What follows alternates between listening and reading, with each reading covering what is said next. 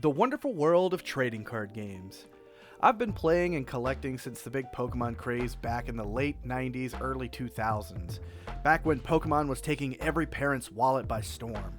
I would pester my dad every time we went out just to go by the store and pick up a pack or two just to slap some cards in a binder and inevitably lose them in various places, maybe at school, in the back of the car. You know, when you're a kid, you didn't really care.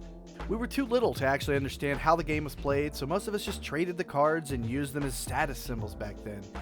Then eventually the big Yu-Gi-Oh phase hit somewhere around elementary school for me.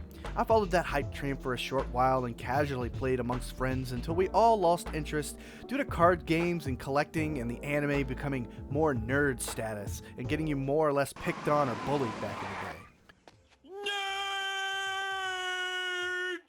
Fast forward to my last couple of years in high school when being your nerdy self didn't matter as much anymore. You were free to be who you wanted to be and started to not care what other kids thought of you.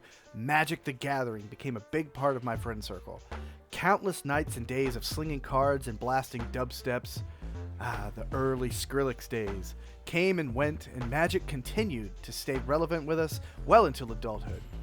Friday Night Magic brought us all to the conclusion that card games are for everyone, as you never knew who you were going to see at your local events, from younger kids to older adults, still enjoying their passion for cardboard.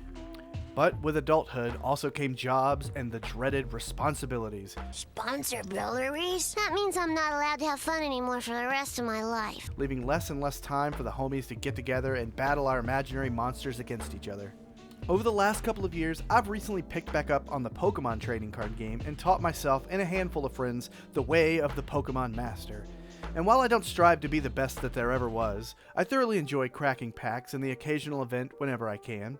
And if you've followed me for even the smallest amount of time, you'll know that I try to bring some of that passion to my content over here on YouTube and TikTok, wherever my stuff ends up, and share my passion for the lovable creatures with the rest of the world. But something new has been in the works, and for the first time in a long time, I stepped out of my comfort zone and decided to try a little something different. Union Arena has finally hit the West, and to rip the description straight from the website, Union Arena takes characters across different Japanese manga, anime, and games and pit them against each other in card battles. So, I shook off my introverted shell and I took off to my local shop recently and participated in a super pre-release of this hype new anime card battler. Now, the game has just dropped and we have two starter decks, with one being Hunter x Hunter and the other being Bleach. Now, I'm a pretty big Bleach fan, so it's safe to say that's immediately what got me interested in the game to begin with. So, with that being said, how does it play? And how did it feel? Keep in mind, I'm more or less a Pokemon player at this stage in my life. It has been years since I've dabbled in anything else, although the rulings of Magic the Gathering have never left my brain. I scooped up a Bleach starter deck, actually two of them, one so I could collect and the other one to play with, you know. And the first thing I noticed was that the card stock that was used for these cards are way thicker than Pokemon or Magic. These cards have a very nice, like a quality feel to them. So hopefully they don't end up with that bending foil. I don't know if any other card game has that, but Pokemon's cards they'll just start to just bend like a little banana. And that's pretty annoying from a collector's perspective. But anyway, let's attempt to break down some gameplay. This is definitely going to be a first for me over here on the channel, explaining a new card game. Look at me go. Anyway, you start this game just like most other card games by drawing 7 cards. Unlike Pokemon, like I said, I am a fresh Pokemon player, you can opt to mulligan if you choose to. And once you and your opponents get your hands drawn, you pull 7 prize cards, kind of like in Pokemon, but instead of getting a prize card for damaging an opponent, they choose the prize card to throw into the discard pile, unless it has a trigger effect. That kind of reminds you of the old Yu-Gi-Oh face-down trap card mechanic a bit. The triggers allow for different things to happen based on the text. Most of the ones in the Bleach starter deck kick the cards back into your hand instead of the discard pile. But once you have taken all of your opponent's prize cards, you essentially win the game. Now, let's get into the combat of the game. Now, this game feels a little different from most other TCGs that I've played in my past. To summon cards, you use these action point cards, which you get a max of 3, and energy, which is produced by other cards that are already summoned and placed onto your energy field. Action points are staggered at the beginning of each match to, I suppose, balance the flow of the game. Most cards don't have a high action point cost, You also have to provide the energy required to summon these cards. So, let's break that down. The game has two fields, an attack field and an energy field, with 4 slots max on each.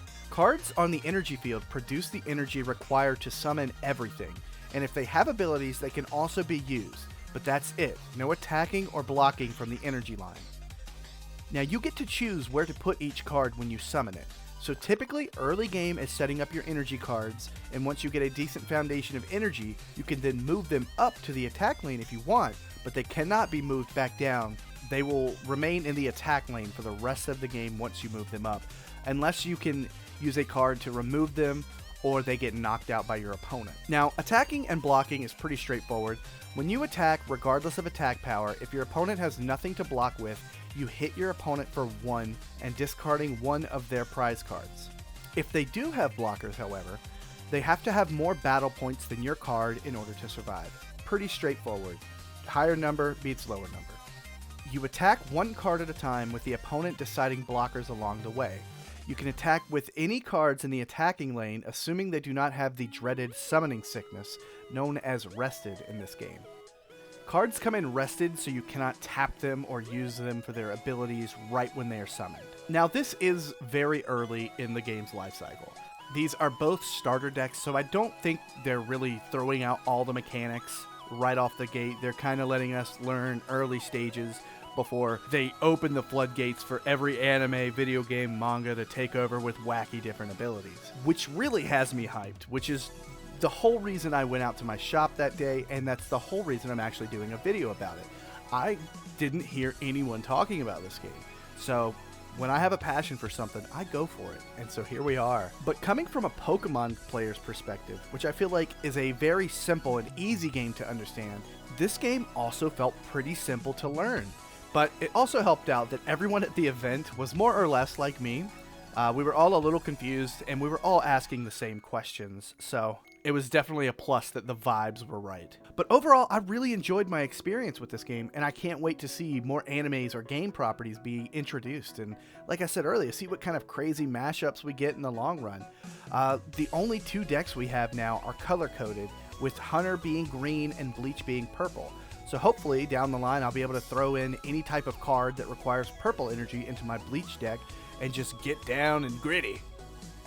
Now, I think Japan has already got a full set of decks, and we're slowly starting to get the trickle effect over here in America.